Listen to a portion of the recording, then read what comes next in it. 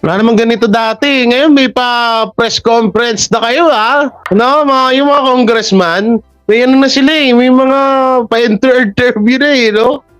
Ano yan, kasabay na ba ng panahon yan? Pag pa-high-tech ng pa-high-tech, ganun din dapat kayo? Eh, dati naman, wala naman pong mga ganito eh. Tsaka ito ginagawa nyo namang mahina si Pangulong Bongbong Marcos sa ginagawa nyo. Ano ba kayo, mga dipender? Kagaya namin? baka sa susunod hindi natin mamalayan yung mga congressman na to maging vlogger na rin. Tigapagtanggol ni Romualdez. Hello? Tigapagtanggol ni Romualdez at ni Pangulong Bongbong Marcos. No, alam niyo yun, totoo wala namang masyadong big deal doon sa mga pinagsasabi nila. Ewan ko ba dito sa mga to?